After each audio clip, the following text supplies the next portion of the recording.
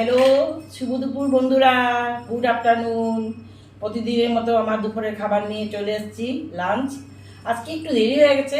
Husband অনেক রকম মাছ নিয়ে এসছে, মিনিমাম 4 রকমের মাছ নিয়ে এসছে। ওর মধ্যে আমি কিছু কেটে শক্ত কেটে নিয়েছি, কিছু ভেজেছি, কিছু বানিয়েছি খাবো বলে। গরমের দিন পড়েছে, আমি কি কি বানিয়েছি তোমরা একটু দেখবে। আমি বানিয়েছি ভাত তো নিয়েছি, গরম ভাত, আর এটা শুক্তো করেছি।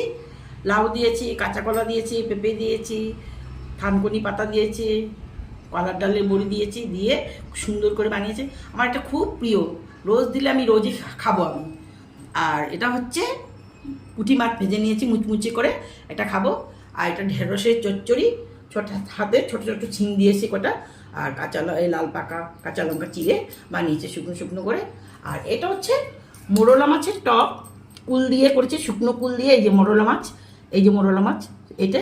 আর সাথে আমি ট্যাংরা মাছও দিয়ে দিয়েছি ওটা ভেজে, কুল দিয়ে বানিয়েছি। এই যে ঝোল ঝোল করে পাতলা, খুব টক টক। গরমের দিনে এটা খুব প্রিয়।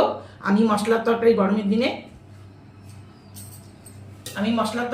দিনে আমি বেশি খাই না, আমার প্রিয় না। এই সমস্ত সিম্পল খাওয়া খাই আমি।